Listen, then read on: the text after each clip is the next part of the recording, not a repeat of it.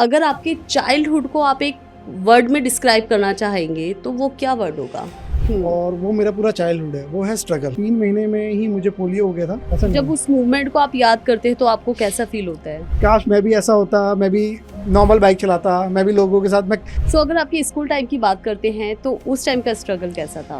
उनकी प्रिंसिपल ने mummy papa को बोला कि ऐसे बच्चों के लिए स्पेशल स्कूल होते हैं, आप उनको उसमें डालो, ये ओके। यहाँ नहीं कर पाएगा। तो लोग मुझे लंगड़ा लंगड़ा कह के बुलाते थे कि लंगड़ा आ गया, इसको नहीं खिलाएंगे, हम इसको नहीं खिलाएंगे। राइडिंग का पैशन कहाँ से आया? बट उन्होंने मुझे स्कूटी सिखाई, मैं तीसरे दिन मेन रोड पे लेके आ गया था स्कूटी, तो वो एक चस्का लगा। उसके बाद जिसका लाइफ बन गई। एडवेंचर ट्रिप और वो भी सोलो, ये क्यों डिसाइड किया? वो दिन था, उसके बाद से मैंने डिसाइड कर लिया थी ग्रुप राइड नहीं करेंगे, जहाँ भी जाएंगे अब सोलो जाएंगे। बोलते हैं स्कूटी लेकर नहीं जाना चाहिए और मतलब स्कूटी में बहुत प्रॉब्लम्स हो जाती है कुछ लोगों के को, तो आधे रास्ते से वापस आना।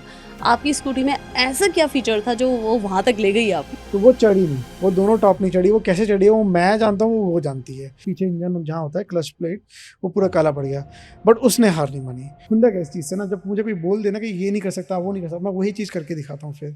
तो उसी की वजह से आज मैं इतना, मतलब इतनी हिम्मत आ गई है मुझ में कि मैं बुमला पास तक की राइड सोलो करके आ गया हूँ अकेले। वो नमस्कार दोस्तों, वेलकम टू बातें तेरी मेरी विद रीना। जैसा कि आपके सामने हम हर हफ्ते एक नई स्टोरी लेकर आते हैं, तो आज की जो स्टोरी है वो भी बहुत कुछ खास है। दोस्तों, वैसे तो हर कहानी सपनों से स्टार्ट होती है, मगर कुछ कहानियां होती हैं वो सिर्फ सपनों से नहीं, जख्मों से, अकेलेपन से और हिम्मत से शुरू होती है। आज हम मिलने वाले हैं एक ऐसे पर्सन से जिन्होंने दुनिया को साबित करके दिखा दिया, डिसेबिलिटी कोई रुकावट नहीं है, एक नई दिशा है। उन्होंने दिल्ली से ले और दिल्ली से अरुणाचल तक की राउंड ट्रिप की।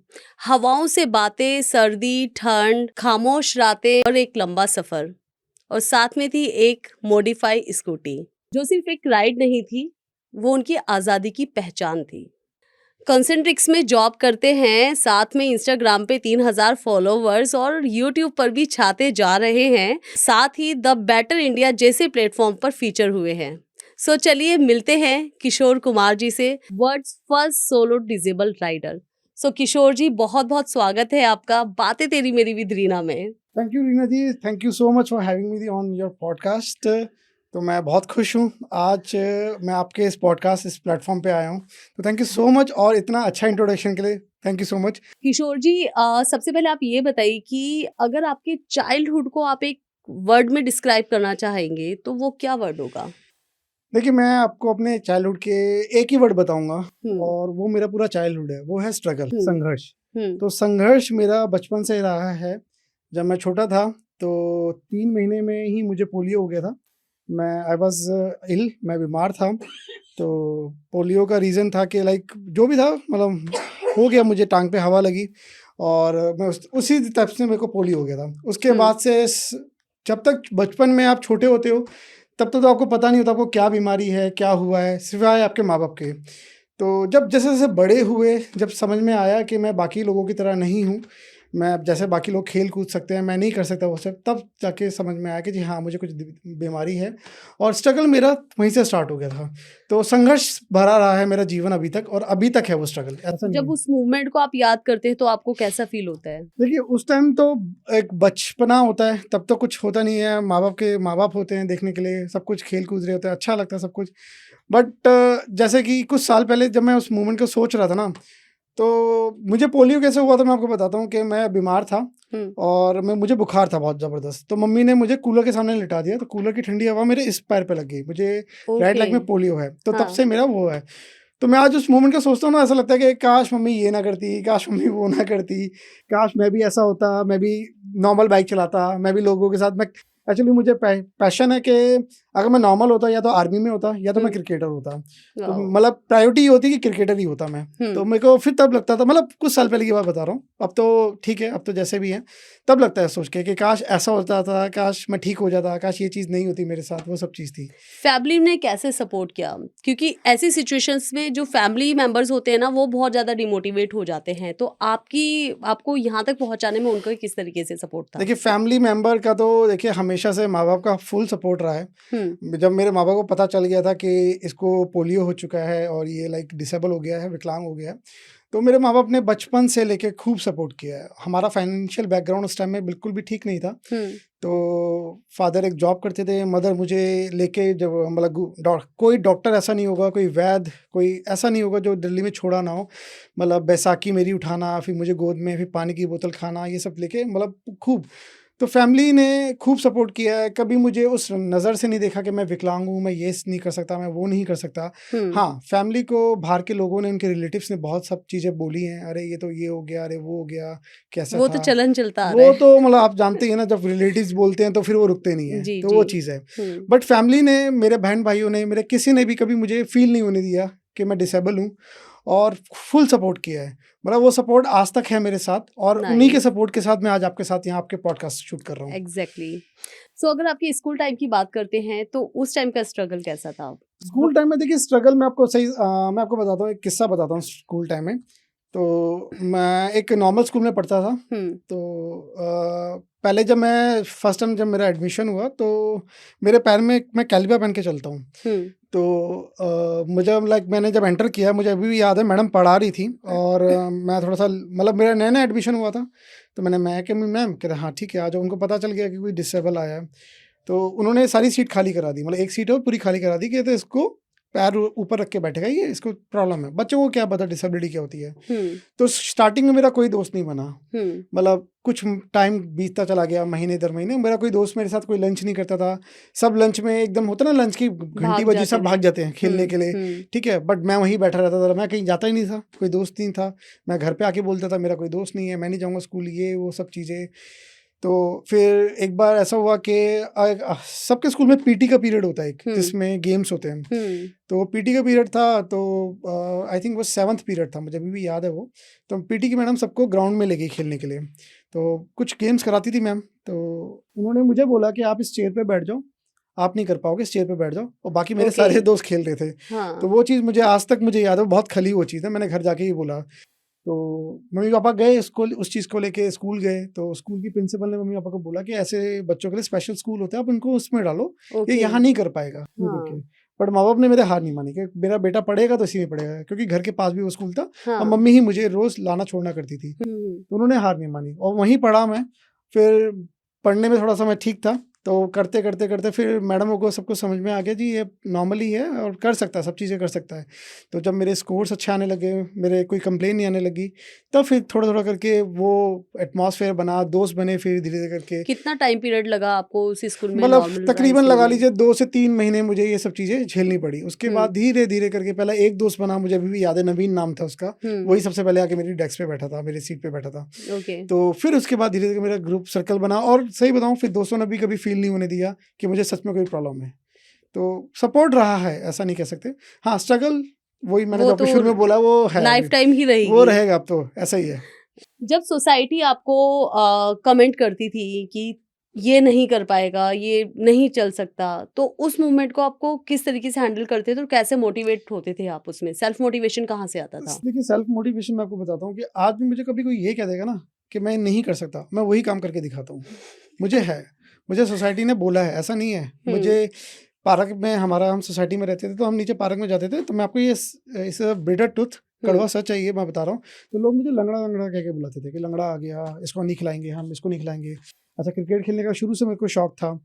तो कभी मेरे बॉल जानबूझ के पैर पे मार रहे हैं, कभी मुझे और बैटिंग नहीं देते थे, बॉलिंग नहीं देते थे, तो कभी फील्डिंग पे लगा रहे हैं। फिर सोसाइटी के लोगों ने बोला भाई आप 4th फ्लोर पे रहते हो, कल कोई कुछ गिर गया तो सोसाइटी पे बात आ जाएगी, आप इसके लिए ग्राउंड फ्लोर का घर लो, यहाँ नहीं रह सकते। मम्मी पापा को खूब बोला गया। बट मेरे मम्मी पापा वॉरियर थे, फाइटर थे। फादर तो नहीं रहे, मम्मी अभी भी है। उन्होंने ये सब सोसाइटी की बात नहीं सुनी। मुझे बहुत बुरा लगता था जब, अच्छा मम्मी की कुछ दोस्त थी सोसाइटी में पास में, तो वो कहती थी अरे ये नहीं कर सकता, अरे वो नहीं कर सकता, इसको ज़्यादा मत पढ़ाओ, इसको कहीं ऐसा कर, हम कहीं यहाँ से भेज देंगे, किसी एनजीओ में भेज देते हैं, ये सब चीज़ें। मेरे माँ बाप ने मुझे बहुत अच्छे लेवल तक पढ़ाया, ठीक है। अब जब मुझे कोई वो बोलते थे ना ये नहीं कर, मैं वही काम करके दिखाता था। मुझे खुंदक है इस चीज़ से ना, जब मुझे कोई बोल देना कि ये नहीं कर सकता, वो नहीं कर सकता, मैं वही चीज़ करके दिखाता हूँ फिर। तो उसी की वजह से आज मैं इतना, मतलब इतनी हिम्मत आ गई है मुझ में कि मैं बुमला पास तक की राइड सोलो करके आ गया हूँ, अकेले, वो भी। क्या बात तो है। वही स्टार्टिंग वही उसी से थी। वही मोटिवेशन मेरे को खुद से आता था, मुझे बट करके कहीं दिखाना ना है। कहीं देखा जाए तो सोसाइटी ही होती है हमारी सक्सेस के पीछे, बेशक उनका नेगेटिव हो टॉन्ट मारना, बट वो हमारी लाइफ को पॉजिटिव कर जाता है। हाँ, वो चीज़ है उनका। मैं अगर शायद उन लोगों ने आपको नहीं करा होता है तो ये पैशन, ये मोटिवेशन आपके अंदर आता ही आता नहीं। ही नहीं। और मैं तो कहता ही हूँ कि मैं तो ये खुद कहता हूँ कि मुझे ना वो नहीं चाहिए जो मुझे मोटिवेट करे, मुझे वो चाहिए जो मुझे डिस्करेज करे। मुझे तभी कुछ करके उनको दिखाने में मजा आता है। मैं तो जी खुद मानता हूँ कि आपकी लाइफ में एक ना एक होना चाहिए जी। जो चाहे आप ना आगे बढ़ो, जब आप आगे बढ़ते हो ना तो उसका चेहरा देखने लायक होता है, और अपने को तो अलग ही फीलिंग होती आज है। का पॉडकास्ट हमारा उन लोगों को भी कर देगा जो सोसाइटी की वजह से बड़े नेगेटिव हो जाते नेगेटिव हो हैं, उनके जाते लिए हैं भी काफी एग्जैक्टली। पॉजिटिव कर जाएगा। खैर एनीवेज, अब बात करते हैं राइडिंग की। राइडिंग का पैशन कहाँ से आया? अच्छा, ये क्वेश्चन बहुत अच्छा पूछा आपने, और मैं इस क्वेश्चन का बहुत वेट कर रहा था। ठीक है, मैं आपको बताता हूँ कि आज से ठीक 200 साल पहले, सन 2019 की बात है ये। हाँ, मजाक कर रहा हूँ 200 साल पहले। तो ठीक 2019 में मैं हाँ अपने एक पार्टनर से मिला। ठीक जी। है, तो उनको स्कूटी आती थी, तो उन्होंने मुझे बोला कि चाहे हमारा कुछ होना हो, बट आपको स्कूटी तो मैं ही सिखाऊंगी। अरे मैं कहा वाह। ठीक है जी, ये डन रहा। तो हम मिले, हम मिलते चले गए, हमें सब अच्छा लगने लग गया। तो 2-3 महीने ही हुए थे हमें मिले हुए। तो जुलाई में फिर मुझे डेट भी याद है, आज 4 जुलाई को वो डेट थी। इनके पास स्कूटी थी, तो उन्होंने कहा कि चलो आज स्कूटी सीखते हैं। और मैं सही बताऊँ तो स्टार्टिंग में मैं स्कूटी कुछ ज़्यादा इंटरेस्ट ले नहीं रहा था, मुझे डर लग रहा था कि मैं स्कूटी, चला मैंने भी कई बार पाऊंगा देखा नहीं। है कि स्कूटी लड़कियाँ चलाती एकदम कूलर में भिड़ जाता है वो एकदम से स्पीड में, तो बहुत डर था वो चीज़ का ना। तो वो कह रही जैसा मैं इंस्ट्रक्ट करूँगी ना आप वैसा करना, मैं आपके पीछे बैठूंगी और आप चलाना। उन्होंने मुझे स्कूटी चलानी सिखाई है। क्या ठीक है, बात है। तो उनको सच में 15 दिन लगे स्कूटी रोड पे निकालने में, हाँ। बट उन्होंने मुझे स्कूटी सिखाई। मैं तीसरे दिन मेन रोड पे लेके आ गया था स्कूटी। अरे वाह। तीसरे दिन मेन रोड पे स्कूटी लेके आ गया था मैं, लाके पूरा फिर वहीं आके खड़ी कर दी थी। हम्म, तो मैं ऑफिस से ना, सैटरडे को मेरी छुट्टी रहती थी तब भी मेरी, मैं ऑफिस से सीरियसली मैं भाग के स्कूटी सीखने के लिए आता था। वो कहती थी कि मुझे पता है मुझसे मिलने नहीं आया, अपनी स्कूटी से सीखने आया। मेरे को इतना एक्साइटमेंट चढ़ा ना। फिर उसके बाद हमने थोड़ा आसपास घूमना स्टार्ट किया। फिर एक बार हम मेरी स्कूटी में अपने साइड व्हील देखे होंगे, हाँ तो जी। उसके लिए हम एक बार रोहिणी गए थे, मैंने रोहिणी से लगवाए हैं। तो वहाँ पर एक एनजीओ का पोस्टर लगा हुआ था। तो वो क्या है, एनजीओ बेसिकली डिसेबल लोगों को राइड्स कराती है। ठीक है, उनको सब मिलके एक राइड्स करा। तो मैंने उनसे कांटेक्ट किया, उन एनजीओ के जो फाउंडर थे उनसे मिला। तो वो एक ब्रेक थ्रू उन्होंने मुझे दिया। मेरी लाइफ की पहली राइड थी XBHP के साथ, दिसंबर 2021, मुझे अभी भी डेट याद है। ओके। तो वो मैंने पहली राइड करी थी। उससे पहले मैं अकेला उनके साथ ही घूमता था। तो वो कहाँ मैंने, की राइड थी? वो मतलब बेसिकली उनकी एक शॉर्ट राइड थी। वो गुड़गांव के एक फरीदाबाद टोल है, गुड़गांव फरीदाबाद का टोल है, वहां से लेके घुमा के एक कैफे ही है, राइडर्स का कैफे ही, वहां तक ही थी। मतलब बहुत शॉर्ट राइड थी, एक इवेंट था बेसिकली। तो वो एक चस्का लगा। उसके बाद तो फिर राइड वो रुकी नहीं, फिर चलते चले चस्का गए। लाइफ बन गई। बिल्कुल बिल्कुल बिल्कुल बिल्कुल। फिर अब यही लाइफ है और यही राइडिंग, वही स्टार्टिंग में भी नहीं वहीं से हुई वो थी। फर्स्ट डे कैसा था जब आप स्कूटी लेकर अकेले रोड पर निकले थे? अकेले से ही बताऊँ ना, ये तो जब मैं स्कूटी सीख गया था ना, तो वो मेरे हमेशा पीछे बैठती थी। अच्छा। तो मुझे कोई डर नहीं लगता था। एक बार ऐसा इंसिडेंट हुआ कि मैं सच में अकेला था, उनकी स्कूटी लेके मैं अकेला कहीं जा रहा था, क्योंकि मुझे कुछ कहीं जाना था, वो बिजी थी अपने ऑफिस में। तो मैं अकेला निकला और मुझे ऐसा लग रहा मैं चला ही नहीं पाऊंगा, मेरे से ब्रेक नहीं लगेगी, मेरे से ठुक जाएगी, हाँ। क्योंकि स्कूटी खाली होगी थी एकदम से ना। तो मुझे ऐसा लगा, तो मुझे बहुत डर लगा। तो बाकी फिर चला ली मैंने। उसके बाद तो फिर कभी ऐसा कुछ डर के दोबारा आगे जीत हो हाँ, गई। बिल्कुल बिल्कुल। फिर कभी दोबारा कभी ऐसा लगा ही नहीं वो चीज़ ना। एडवेंचर ट्रिप, और वो भी सोलो, ये क्यों डिसाइड किया? देख, लगा नहीं कि इतना दूर जा रहे हो? पहाड़ पे नॉर्मल लोग जाने से डरते हैं और आपने तो कमाल ही कर दिया। एक्चुअली क्या है ना कि मैंने सबसे अपनी लाइफ की पहली राइड, जो दिल्ली से बाहर की बता रहा हूँ आपको, मैंने अपनी पहली, मतलब जनरली लोग अपनी देश की राइड करते हैं पहली, मैंने इंटरनेशनल राइड करी। अरे वाह। सबसे पहली राइड मैंने गया, दिल्ली से नेपाल गया था मैं। हाँ। 2022 में नवंबर में गया था। तो हम 7 लोग थे, तो हम 7 लोग गए साथ में। हम सातों के सातों हम ऐसे डिसेबल पहला ग्रुप बना जो पहली बार नेपाल अपनी रेट्रोफिटेड स्कूटी से पहुंचा। तो हम नेपाल पूरा करके आए। नेपाल में हम काठमांडू, पोखरा घूम के हम रिटर्न कर रहे थे। तो अब रिटर्न कर रहे थे, लास्ट दिन था हमारा नेपाल से निकलने का। तो एक दोस्त थे मेरे, उन्होंने मुझे टॉन्ट किया। अब भैया देखो, साथ में कोई और भी चल रहा है, मैं अकेला नहीं रुक रहा हूँ, ठीक है, कोई और रुका, आप उसको कुछ नहीं बोल रहे, मुझे बोल रहे। उन्होंने मुझे टॉन्ट किया कि भाई तुम्हें अगर राइड करनी है तो तुम सोलो करो, तुम ग्रुप में मत करो, तुम्हें अगर ऐसे ही चलना है तो। मैं कहा अच्छा जी ठीक है। मैंने तब तो उनको कुछ नहीं कहा। मैं पूरी राइड में पूरे, मतलब आई वॉज द डिसेबल जो एक्टिव था, बाकी सब व्हीलचेयर यूजर्स थे, कोई चल नहीं सकता था, तो मैं ही सब कुछ कर रहा था उनके लिए, होटल ओके। जाना, खाने का बिल देना, सब कुछ मैं ही कर रहा था। तो मैंने खूब सपोर्ट किया। और जब मैं ये लास्ट टाइम ये आते वक्त ये सुनूं कि आप सोलो राइड करो, आप ग्रुप में राइड, आपको ग्रुप में राइड नहीं करनी चाहिए, कि अगर आपको ऐसे ही करना है, जबकि रुक मैं नहीं रहा तो था। उनको थोड़ा-सा वो लग रहा होगा हिडन कि ये तो बड़ा एक्टिव है और आगे बढ़े जा रहे हैं, तो हाँ, जेलसी टाइप जो समथिंग? भी कह सकते हैं आप, हाँ। बिल्कुल हो सकता है, यही हो सकता है। वो दिन था, उसके बाद से मैंने डिसाइड कर लिया जी ग्रुप राइड नहीं करेंगे, सोलो जहां राइड भी जाएंगे करेंगे। अब सोलो जाएंगे। Solo is like a free bird, hmm, जहां मन करे वहां बैठो, जहां मन करे वहां करेक्ट। उड़ चलो, ये हुँ, चीज है। तो इसीलिए मैंने 2024 में अपना लद्दाख किया, और लद्दाख के पीछे भी एक रीजन था, वो बताएंगे नेक्स्ट टाइम। और अभी इस टाइम मैंने अपना रिसेंटली अरुणाचल प्रदेश बुमला पास तक किया सोलो। बुमला पास तक। और मैं आगे जो भी राइड करूंगा मैं बस सोलो ही करूंगा, ये मैं आपके पॉडकास्ट के माध्यम से अपने व्यूअर्स को, अपने दोस्तों को, सबको बताना चाहता हूँ। और मैं सोलो ही चलूंगा हमेशा। नाइस। सो अभी जैसे world first solo disable rider आप हो गए हैं, आपको उपाधि मिल चुकी है उसकी।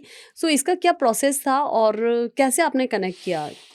देखिए, मैं कभी भी कहीं जाता हूँ ना, तो मैं थोड़ा सा उस जगह की एक R&D कर लेता हूँ, ठीक है। तो एक्चुअली ना, मैं आपको सही बताऊँ रीना जी, मेरा कभी मोटो ये नहीं रहा कि मैं उस जगह जाऊँ, मैं पहला इंसान बनूँ, मेरा कभी हुँ, मोटो ये नहीं रहा। हुँ, मेरा मोटो हमेशा से ये रहा है कि मैं घूमूं, हुँ, मैं अपनी लाइफ को एक्सप्लोर करूं, चीज़ों को एक्सप्लोर करूं, ठीक है। और मुझे देख के कोई भी इंस्पायर हो, हम में से डिसेबल मेरे भाई बहन जो भी मुझसे इंस्पायर हो, निकले अपने डिसेबिलिटी को लेके ना बैठे। हुँ, तो बट अब वो एक बाय कोइंसिडेंट है कि मेरे से पहले उस जगह कभी कोई गया नहीं, तो मैं हुँ, अल्टीमेटली सोलो पहला वहाँ पर बन जाता हूँ।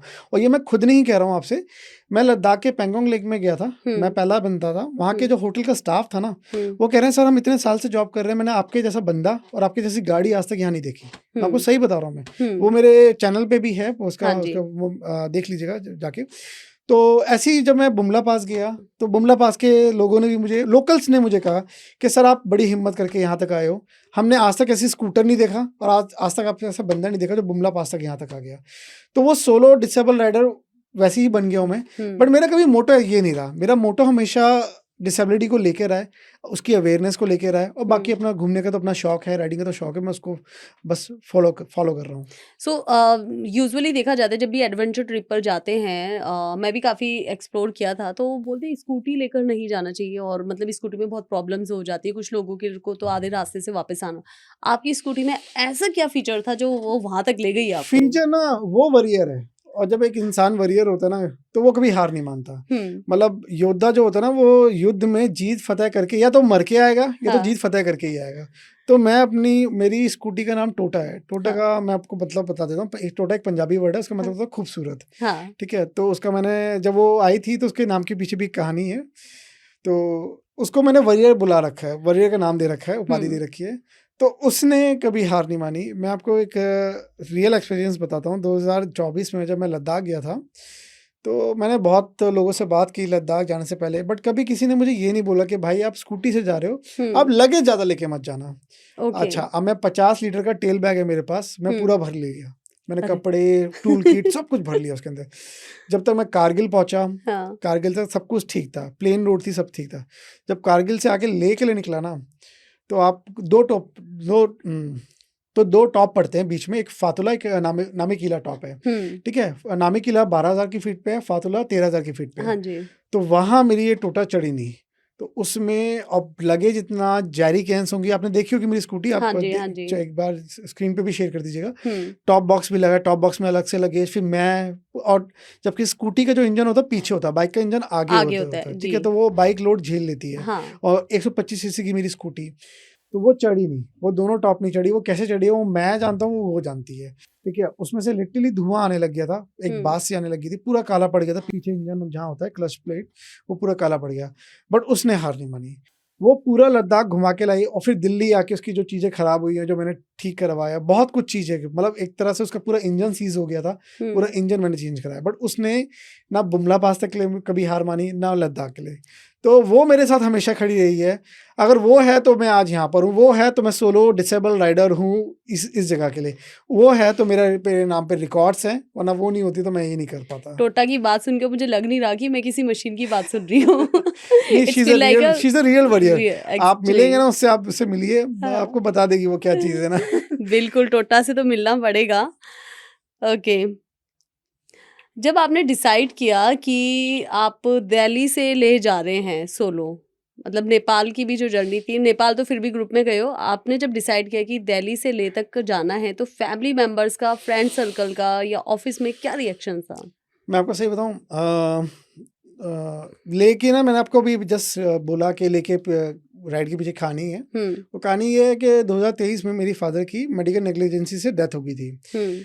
तो हमारे घर में होता है कि 1 साल तक कुछ न कोई नया कपड़ा नहीं, कहीं घूमना नहीं, कुछ नहीं। मैंने 1 साल तक कोई राइड नहीं करी, ओके। कोई राइड नहीं करी। फादर की बरसी हुई 24 में जुलाई में। उसके बाद सही बताऊं तो मेरे को लद्दाख जाने का कोई प्लान नहीं था। मुझे था कि लद्दाख बहुत छोटी मोटी जगह नहीं भाई, बहुत तैयारी करके जाना पड़ेगा।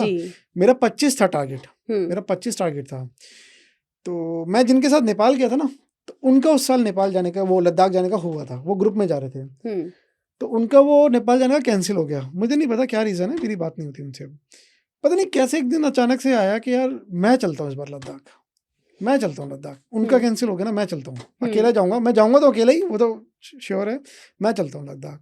तो मैंने अपनी पार्टनर से बात करी, तो कहते हैं हाँ ठीक है करते हैं, आप चले जाओगे, कोई दिक्कत नहीं है। तो मैं लद्दाख के लिए निकल गया। बट सही बताऊँ, लद्दाख मैंने नहीं करा, वो मेरे फादर का गिफ्ट है मेरे को वो राइड ना, क्योंकि 1 साल तक मैंने कोई राइड नहीं की। तो मेरे, और लद्दाख मेरी हमेशा से ड्रीम राइड रही है। वो सब राइडर्स की ड्रीम राइड है लद्दाख, सबकी है। मेरी वो ड्रीम राइड रही है, और वो मेरे फादर ने मुझे एज अ गिफ्ट दी। मेरा कोई प्लान नहीं था। 1 महीने के अंदर अंदर सारी तैयारियां हुई है। 1 महीने के अंदर अपने मेरे टोटा को रेडी किया है, सामान खरीदा है, सब कुछ 1 महीने के अंदर हुआ और मैं निकल गया। वो मेरी फादर की ब्लेसिंग थी, जो मैं पूरी राइड पूरी कंप्लीट करके दिल्ली वापस सेफली आ गया हूँ। क्या बात है, इतने सरल शब्दों में आपने इतनी अच्छी बात कह दी कि फादर की ब्लेसिंग की वजह से आप यहाँ पर पहुँचे हैं और ये राइड कर आए हैं। सीरियसली बहुत कमेंडेबल जॉब है आपकी। Thank you ma'am. एंड आपकी ज़िंदगी में सबसे इमोशनल वर्ड क्या है, इमोशनल मूवमेंट क्या थी? इमोशनल मूवमेंट तो देखिए, मैं लद्दाख भी गया, ठीक है। मैं राइडिंग से रिलेटेड ही बताऊंगा आपको, वैसे तो इमोशनल मूवमेंट्स बहुत सारे हैं मेरी लाइफ में।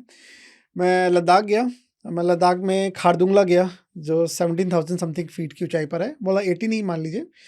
बहुत अच्छा लगा मुझे ना, मतलब वो भी मुझे टफ लगा, ठीक है। बट जो अभी मैं रिसेंटली बुमला पास गया, आप यकीन नहीं मानेंगे, लद्दाख में स्टीप चढ़ाई है, यूं करके स्टीप चढ़ाई है। तो बुमला में उससे थोड़ा सा और स्टीप चढ़ाई है। ओके। और इस बार मैंने सोच लिया था लगेज लेके नहीं जाएंगे। हाँ। तो टोटा पे जब मैं बुमला पास, तवांग से बुमला पास के लिए निकला, मैंने टोटा को बिल्कुल खाली कर दिया, बट स्टिल चढ़ाइयाँ बहुत थी। तो जब वो एक मोमेंट था ना, जब 100 मीटर बुमला पास में से दूर था, तो मेरी आंखों में आंसू आ गए थे। मेरी आंखों में आंसू आ गए थे। और टोटा वो ऐसी थी, वो उसने दम नहीं तोड़ा। अगर वो चाहती तो वो शायद तवांग तक भी लेके नहीं जा पाती मुझे ना। तवांग में आप जब घुसेंगे ना, तो तवांग में ही स्टीप चढ़ाई, आप यकीन नहीं मानेंगे, वो बिल्कुल पहाड़ काट के ऐसी चढ़ाई बनाई गई है। मतलब 80 डिग्री 70 डिग्री के उस पे है, 90 डिग्री तो नहीं बोलूंगा, हो जाता है उस पे। तो उस पे ही चढ़ना। मेरा होटल एकदम ऊपर था, एकदम ऊपर था। फिर उसी ऊपर से हमें बुमला पास के लिए अगले सुबह निकलना था। तो उस पे ही चलना बहुत बड़ी बात थी। तो वहाँ तक गई, और जब मैं बुमला पास पहुँचा तो मेरी सच में आंखों में आंसू थे। और मैंने अपनी सबसे पहले थैंक्स अपनी टोटा को किया कि वो मुझे, और जो मैं मकसद लेके निकला था दिल्ली से कि मैं बुमलाबाद जाऊंगा, स्टार्टिंग में ही कुछ ऐसा हुआ था कि ऐसा लगा था कि राइड अबॉर्ट करूं और निकल जाता हूं, घर वापस निकल जाता हूं, छोड़ो नहीं होगा यार, अरुणाचल प्रदेश बहुत दूर है, क्या कर रहा हूं मैं, ये भी पागलपन है ये तो। बट जब उसने मुझे बुमला पास तक ले गई ना, तो वो एक इमोशनल मोमेंट था, बस वो मैं कभी जिंदगी भर नहीं भूल सकता। जब आप इस वाले ट्रिप पर निकले बुमला पास के, या जितने भी हैं, तो सबसे फनीएस्ट मोमेंट कौन सी रही? फनीएस्ट मोमेंट तो देखिए ऐसा तो नहीं है, मैं चलता तो अकेला ही हूँ, बट लोग मिल जाते हैं तो लोग यही पूछते हैं कि भाई साहब अकेले जा रहे हो? अकेले जा रहे हो? अच्छा इस गाड़ी से जा रहे हो? मैं क्या, हाँ जी। कह रहे क्या बड़ी हिम्मत है आप में, बड़ी हिम्मत है। कहते हम तो बाइक से ना जा पाए, हम तो बाइक से, क्या इससे बहुत लोग मिलते हैं। इस बार तो बुमला पास की राइड में बहुत मुझे मिले, इवन एजिड आंटी अंकल, कोई बैंगलोर से पूरा ग्रुप आया था, वो मुझसे मिला। सब के सब ऐसे हैरान हो रहे हैं जैसे पता नहीं क्या देख लिया, कर दिया, क्या देख लिया हो। मतलब इससे इस स्कूटी से जा रहे हो, वहां जा रहे हो, ओ भाई सब। तो ये सब का रिएक्शन रहता है, ये छोटे मोटे फनी मोमेंट्स रहते हैं। और कोई हार्ट टचिंग मोमेंट? हाँ, हार्ट टचिंग मोमेंट एक है। मैं अभी जब बुमला पास की राइड पे था, तो एक मैं दिल्ली से लखनऊ, मेरा पहला राइड था, 500 किलोमीटर का था। तो लखनऊ का जो आप एक्सप्रेस वे है ना, इतना गंदा एक्सप्रेस वे है, उस पे सिर्फ 3 पेट्रोल पंप है और 3 पेट्रोल पंप भी 100, 110, 20 किलोमीटर छोड़ने के बाद है। हाँ। तो मैं आगरा के बाद निकला, मैं सोचा था कि भाई आगरा के बाद कोई भी पेट्रोल पंप मिलेगा, मैं पूरी फुल टैंक करा के फिर मैं लखनऊ एक्सप्रेस वे चढ़ जाऊँगा। बट देखा तो कोई मिला नहीं और मैं लखनऊ एक्सप्रेस वे चढ़ गया। मैं टोल पास मैंने गाड़ी साइड में लगाई और थोड़ा सा पेट्रोल बचा हुआ था मेरी गाड़ी में। तो मैंने वहाँ के ट्रक ड्राइवर्स थे, उनसे पूछा तो कहते भैया आपको 95 किलोमीटर बाद मिलेगा पेट्रोल पंप। मैं कि यार 95 थे तो फिर वही वाली बात हो जाएगी। मैं जब नेपाल से आ रहा था, लखनऊ एक्सप्रेस से ही आ रहे थे, तो मैंने 10-20 की स्पीड पे चलाई। आप मानेंगे, मैं सुबह निकला था 8 बजे लखनऊ से और मैं रात के 1:30 बजे आगरा पहुंचा उस स्पीड में। तो मैं उस एक्सपीरियंस को मुझे ध्यान में था, मैं कि यार अब फिर से वही चेक करना पड़ेगा, मुझे 20-30 की स्पीड पे चलानी पड़ेगी, 95 किलोमीटर कवर करना। पेट्रोल सच में बहुत कम बचा हुआ था। तो मैंने ऐसी ब्रेक लिया, अपना सेकंड ब्रेक लिया, मैंने छाया में गाड़ी खड़ी करी और मैंने ब्रेक लिया। इतने में एक बाइकर आए, उन्होंने भी, वो भी ब्रेक के लिए रुके। तो उन्होंने मेरी दिल्ली की गाड़ी नंबर देके बड़े खुश हो गए, जी दिल्ली की गाड़ी दिख गई। दिल्ली वाले वैसे ही खुश हो जाते हैं। तो वो भी दिल्ली से थे, तो ऐसे हमारी बातचीत हुई। ठीक है, तो ऐसे मैंने बताया यार पेट्रोल पंप बहुत दूर है, ये वो। तो उन्होंने बहुत मतलब ऐसी बात करते हैं। फिर उन्होंने अचानक से बोला, कहते आपके लिए गिफ्ट है। मैं क्या गिफ्ट है जी? तो कहता पेट्रोल हम रिजर्व करके चल रहे हैं, आप ले जाइए। मैं कहा नहीं सर, ये मत करिए, अपना ये मत करिए, आपको कम पड़ जाना है। मैं कहा आप ये मत करिए, मैं चला जाऊँगा। कहता नहीं सर, हम तो फिर भी फुल टैंक करा के चल रहे हैं, हमारी पहुँच जाएगी, आप लीजिए। तो उन्होंने मुझे अपनी आधे लीटर की पेट्रोल की पूरी बोतल दी थी, वो मैंने पेट्रोल डाला, तब जाके मैं सही बता रहा हूँ, अगर वो पेट्रोल ना मिलता ना तो पता नहीं क्या ही होता। मैं शायद बीच में मेरी टोटा बंद हो जाती, तब मैं अपना पहले पेट्रोल पंप तक पहुँचा था। तो वो बहुत हार्ट टचिंग मोमेंट था मेरी लाइफ में, पहले ऐसा किसी ने मेरी हेल्प की थी, ये था। बट वो मोमेंट ऐसी लगी होगी शायद गॉड गिफ्ट ही आ गया मेरे पास। सीरियसली मुझे ऐसा लगा जैसे भगवान किसी रूप में आ गए वहां पर आकर। क्योंकि सही बात है, वो एक चार्जिंग स्टेशन था इलेक्ट्रिक गाड़ी का, वहाँ कोई गाड़ी नहीं खड़ी थी, कोई नहीं खड़ी था। मैं एक छाया नहीं थी, खंबे के नीचे खड़ा था, वो भी अचानक से आया, उन्होंने गाड़ी खड़ी कर दी। इवन लखनऊ एक्सप्रेस वे पे है ही नहीं, सर्विस ही नहीं है। आपको कहीं कुछ प्रॉब्लम हो जाए कुछ नहीं मिलेगा, कुछ नहीं मिलेगा। आपको 110-20 किलोमीटर बाद नीचे उतर के पूरा कैफे, पेट्रोल पंप मिलेगा। एग्जैक्टली, बस वहाँ कुछ नहीं मिलेगा। सो अरुणाचल की जो आपकी सेकंड जर्नी थी, ये कब क्यों डिसाइड की?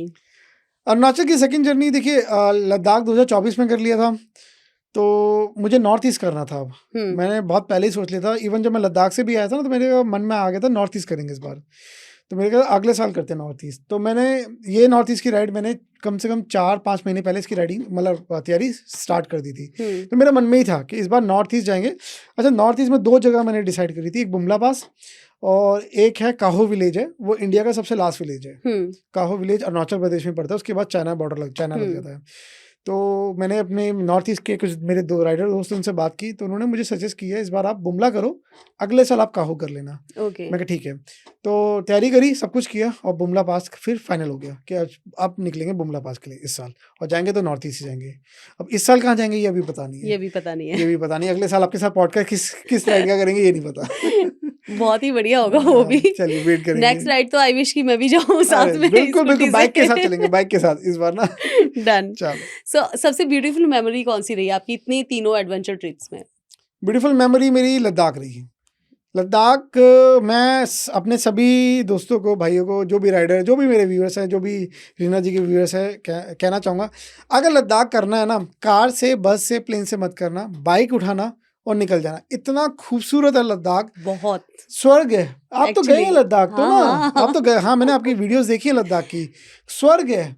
मतलब आप उत्तराखंड चले जाइए, हिमाचल चले जाइए, आपको एक टाइप के पहाड़ मिलेंगे, माउंटेन सारे, कोई वैसे मिलेंगे नेकेड मिलेंगे, कोई वैसे मिलेंगे जिसमें पेड़ होंगे, मगर लद्दाख में वैरायटीज है, वैरायटीज हैं।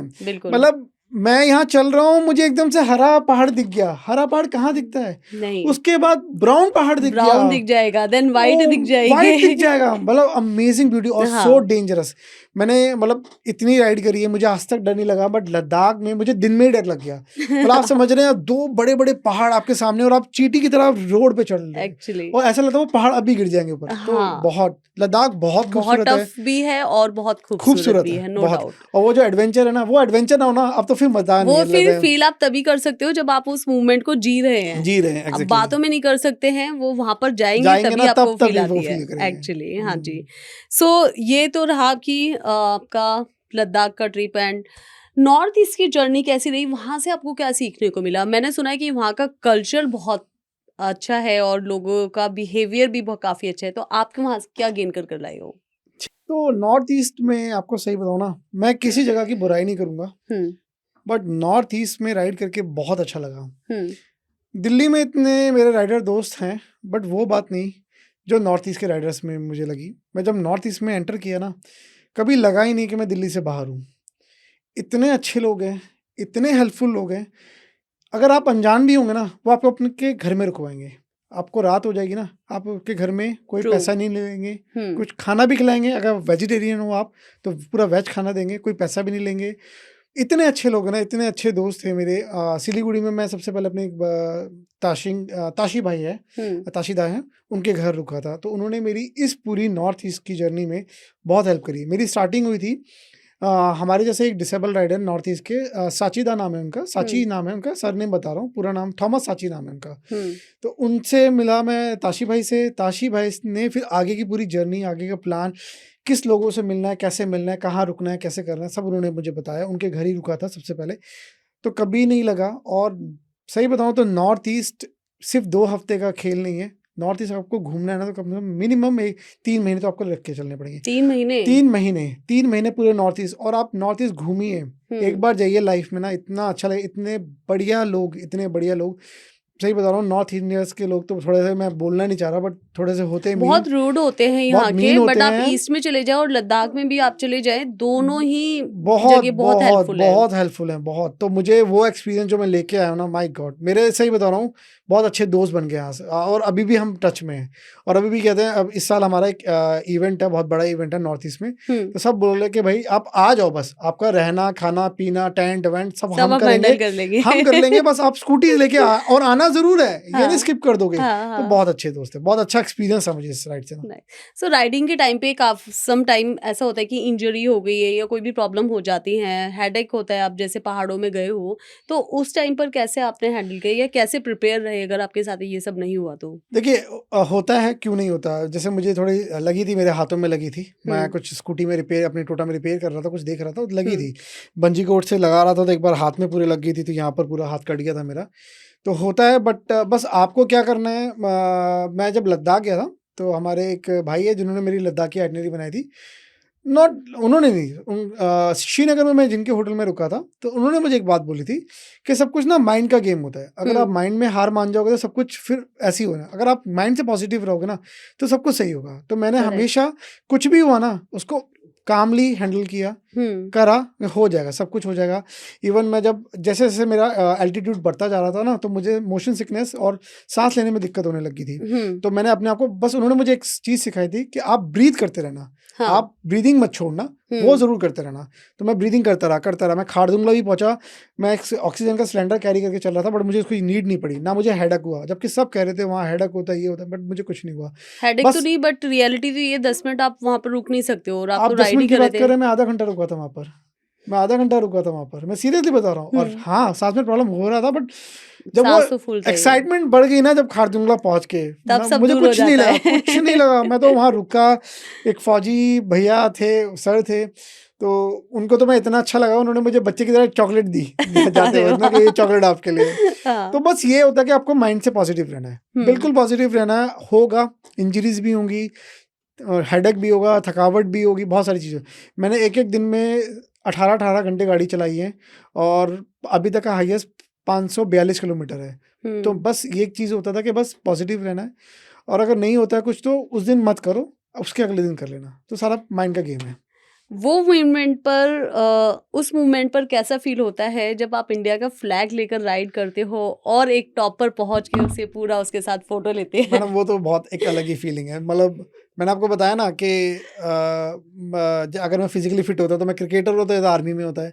और जब आर्मी का बंदा किसी पोस्ट पे जाके अपना तिरंगा लहराया, तो उसको क्या फीलिंग हो, तो वही सेम फीलिंग है। तो इसीलिए हमेशा मैं इंडियन फ्लैग अपनी टोटा पे भी लगा के चलता हूँ, आपने देखा होगा। और एक छोटा सा फ्लैग हमेशा मैं कैरी भी करता हूँ। तो जब मैं खारदुंगला पहुंचा, मैंने तब भी वो लहराया, वो फीलिंग ही अलग है।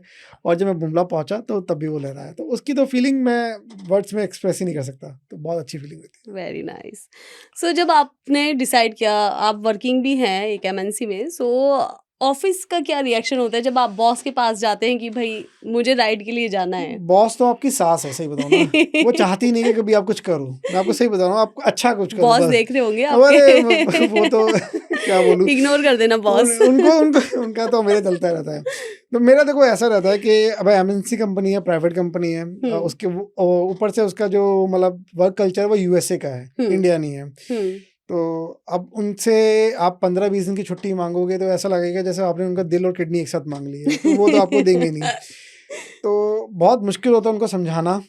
तो इसलिए मैंने डिसाइड किया जी देख, पूरे साल कोई राइड नहीं करेंगे, बीच में सैटरडे संडे छुट्टी पड़ती है, कहीं निकल के तो निकल के, मगर साल में एक बड़ी राइड करेंगे, उस टाइम मैनेजर मेरा कुछ ना बोले बस। तो उनको मैंने समझा कर रखा है, सर एक राइड करूँगा उस टाइम मुझे कुछ नहीं चाहिए, मेरी छुट्टियाँ लैप्स हो जाए मुझे वो चलेगा, बट उस टाइम है। तो उन्होंने मुझे मतलब इस मामले में बहुत सपोर्टिव है। उन्होंने मुझे कह रखा है कि भाई तुझे जब भी जाना है ना, तूने मुझे 3 महीने पहले बताना है, उसके बाद ही मैं, अगर तूने 3 महीने से पहले उसके बाद बताया ना तो तुझे मैं छुट्टी नहीं दे पाऊंगा फिर।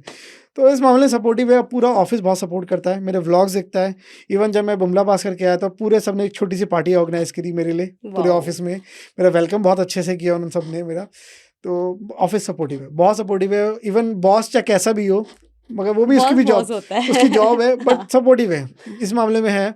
और वो स्पेशली मेरे लिए एक अपनी ईमेल से मेल लिखते हैं, मतलब यूएसए में, नीदरलैंड में हमारा हेडक्वार्टर्स है, तो वहाँ मेल लिखते हैं ऐसे ऐसे हमारा एक है, तो वहाँ से भी मेल बहुत पॉजिटिव ही आता है कि हाँ जस्ट जाने दो, लेट हिम गो।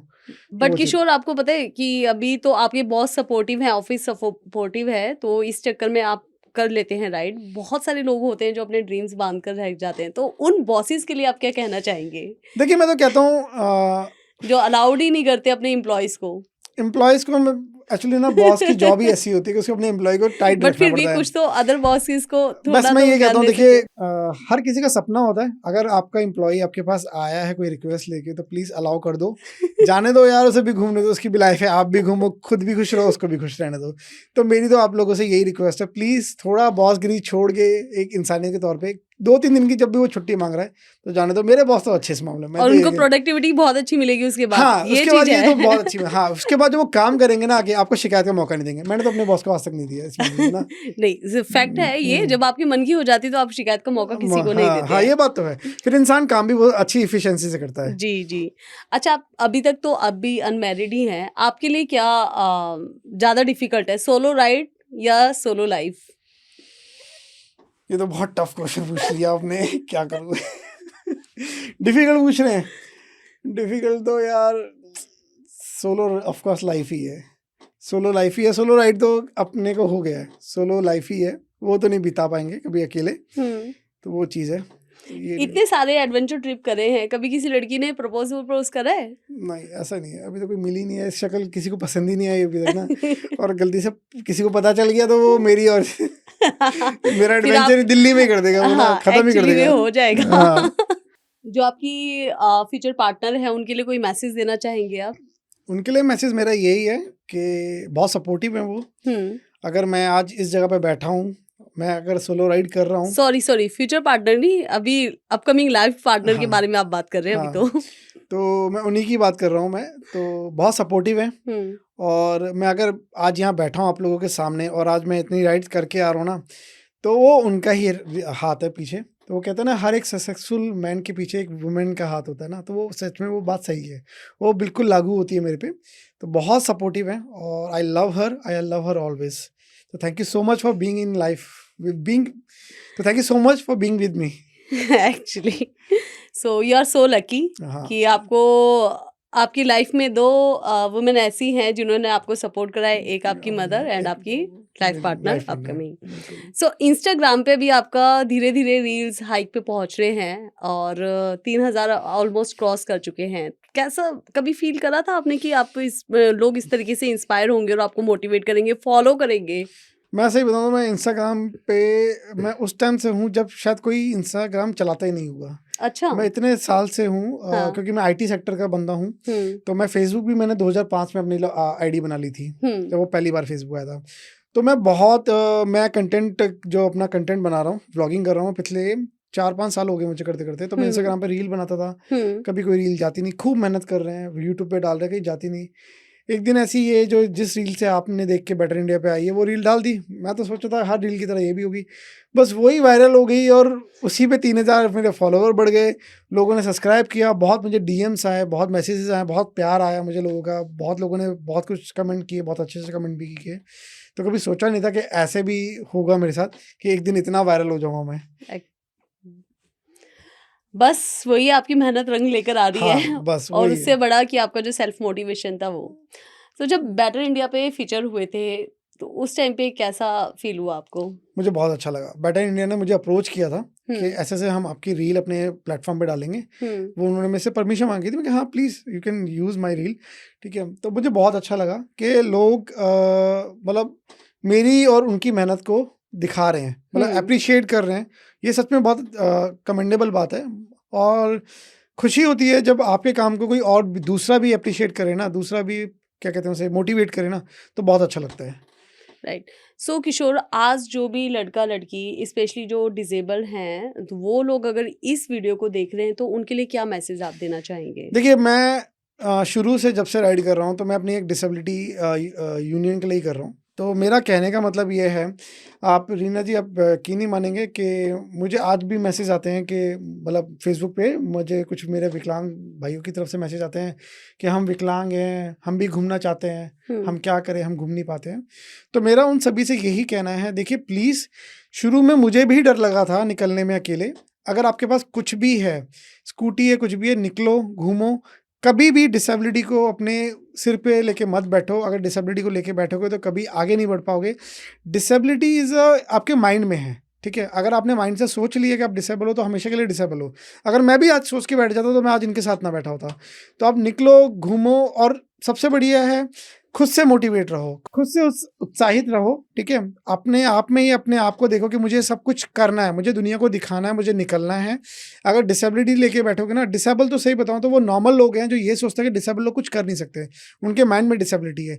तो प्लीज़ दोस्तों, मेरे भाइयों, निकलो, कुछ करो, चाहे किसी भी फील्ड में करना है, अपनी जॉब में करना है, कोई भी फील्ड हो, गेम्स में करना है, राइडिंग में करना है, कुछ भी करना है। और किसी कुछ राइडिंग से रिलेटेड कोई भी सवाल है तो मैम के वीडियो पे कमेंट कर देना, मैं रिप्लाई ज़रूर कर दूंगा। बिल्कुल। सो आपका वन लाइन फॉर्मूला क्या है और लोगों के लिए? देखिए एक फॉर्मूला यही है। तो देखिए सही बताऊं तो कठिनाइयाँ हमारे जीवन में ना हमें रोकने के लिए नहीं आती है। कठिनाइयाँ हमारे जीवन में हमारे साहस और हमारी हिम्मत को बाहर निकालने के लिए आती है। तो एक विकलांग अगर ये सोच के बैठ जाए कि मैं विकलांग हूँ, मैं कुछ कर नहीं सकता हूँ, मेरी लाइफ में ये प्रॉब्लम है, मेरी लाइफ में वो प्रॉब्लम है, मेरे पास पैसे नहीं है, तो वो कभी कुछ नहीं कर पाएगा। जी। वो दिमाग से विकलांग है, वो शारीरिक विकलांग नहीं है फिर वो ना।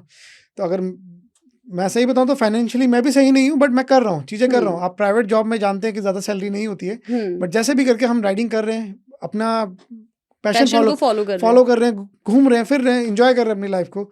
तो वही सब चीज़ें हैं दोस्तों। निकलो बाहर और करो, नाम रोशन करो अपने माँ बाप का, अपनी सोसाइटी का, सबका, ठीक है। And one line for society changer. Society changer one line. देखिए तो मैं अपने उन्हीं सभी लोगों को बोलना चाहता हूँ जो डिसेबल को डिसेबल की नज़र से देखते हैं, उनको लगता है कि वो कोई कुछ कर नहीं सकते। तो प्लीज़ ऐसा मत कीजिए। आप उनको थोड़ा सा भी मोटिवेट करेंगे ना, अगर थोड़ा सा भी सपोर्ट करेंगे, नॉट मोटिवेट, छोड़ो मोटिवेशन तो वो अपने आप में खुद ले लेंगे। आप थोड़ा भी उनको सपोर्ट करेंगे, आप सपोर्ट भी मत कीजिए, आप उनको कुछ ऐसा बोल दीजिए जिनसे उनका दिन बन जाए। तो आप देखिएगा वो आपको कुछ करके ज़रूर दिखाएंगे। आज मेरी ही सोसाइटी जो मुझे कल कुछ बोलती थी, आज उसी सोसाइटी में लोग मुझे जानते हैं कि किशोर कुमार इस घर में रहता है और ये और बुमला पास्ता अकेला कर चुका है। तो प्लीज़ कभी किसी को डिस्करेज नहीं करते हैं। आपके घर में भी कुछ भी कभी भी कुछ हो सकता है। तो हमेशा सपोर्ट कीजिए, मोटिवेट रखिए सबको, वातावरण अच्छा रखिए, खुद भी खुश रहिए और दूसरों को भी खुश रखिए। Please please please. और प्लीज़ डिसेबल को डिसेबल की नज़र से देखना छोड़ दो। बहुत कैपेबिलिटीज़ है उसमें, बहुत कुछ कर सकता है अगर वो करने पे आए तो। सो किशोर जी, बहुत मज़ा आया आज आपसे बात कर आपकी राइडर जर्नी के बारे में जानकर। आपका जो सेल्फ मोटिवेशन है वाकई में बहुत ही ज़्यादा काबिले तारीफ़ है और हमारे जो भी व्यूअर्स देख रहे हैं उनको सेल्फ मोटिवेशन ही इंस्पायर तो आप कर ही रहे हो और भी करते रहेंगे। एंड साथ ही दोस्तों, मैं ये कहना चाहूँगी कि किशोर जी की जो राइड थी, राइडर जर्नी है, वो हर एक उस इंसान की आवाज़ है जिसको दुनिया कहती है कि तुझसे ना हो पाएगा। सो ये सेल्फ मोटिवेशन आप खुद से ही लेकर चलेंगे तभी आप अपनी लाइफ में कुछ बेहतर कर सकते हैं। और जब इरादा मजबूत होता है तो रास्ते अपने आप खुद पे खुद बन जाते हैं। एंड अगर आपको ये वीडियो पसंद आया है तो प्लीज़ लाइक तो ज़रूर कीजिएगा। मेरे लिए ना सही, किशोर जी के लिए तो बनता ही बनता है। एंड साथ में अपने दोस्तों के साथ शेयर करें ताकि और भी लोग इंस्पायर हो और अपनी लाइफ को अपने अकॉर्डिंग इंजॉय करते हुए जिए, क्योंकि लाइफ सिर्फ एक बार ही मिलती है। सो जो कुछ करना है आपको इसमें ही करना है, तो बेहतर है कि खुशी के साथ अपनी लाइफ स्पेंड करें तो ज़्यादा बेहतर होगा। एंड अगर पूरे एपिसोड में आपको जो भी पार्ट आपको बेस्ट पार्ट लगा है तो वो प्लीज़ कमेंट करके हमें ज़रूर बताइए। सो जो लोग हमारे चैनल पे न्यू हैं वो प्लीज़ चैनल को सब्सक्राइब कर दीजिएगा ताकि ऐसी ही और भी मोटिवेशनल स्टोरीज़ हम लोग आपके सामने लेते आएँ। तो किशोर जी, हमारी बातें तेरी मेरी का एक रूल है कि हमारे जो गेस्ट होते हैं हम उनको अपनी याद देकर ही जाते हैं ताकि वो हमें लाइफ टाइम तक भूले नहीं। So Kishore ji, this is for you from बातें तेरी मेरी। Thank you so much ma'am, thank you so much. आप अपनी 26 की जर्नी आप इसमें अच्छे से लिख सकते हैं और कप आपको मिल ही गया है, आप जिस so तरीके much. से यूज करेंगे। बट अच्छा लगा मुझे आपका ये गिफ्ट, और सच में आपको कभी नहीं भूलेंगे हम। ये मेरी Thank लाइफ का you. पहला पॉडकास्ट था जी, मेरी लाइफ का, तो मैं ये कभी नहीं भूलूंगा। और मैं चाहता हूँ कि ऐसे पॉडकास्ट आपके साथ मैं और भी करूँ। डेफिनेटली हम वेट करेंगे आपसे जल्दी ही मिलने का और आपकी एक और न्यू स्टोरी लाइव लेकर आने का। तो दोस्तों, आज का पॉडकास्ट हम यहीं पर एंड करते हैं और हमेशा ये याद रखिएगा कि यहाँ पर जो कहानियाँ आती हैं वो सिर्फ सुनाने के लिए नहीं होती, वो कहानियाँ एक्चुअली में फील करने के लिए होती हैं। सो जो कहानियाँ हैं वो एक उम्मीद लेकर आती हैं, एक सपना लेकर आती हैं और एक हिम्मत लेकर आती हैं। सो इसी के साथ आज का हम एपिसोड यहीं पर एंड करते हैं। मिलते हैं हमारे नेक्स्ट पॉडकास्ट में, तब तक के लिए नमस्कार।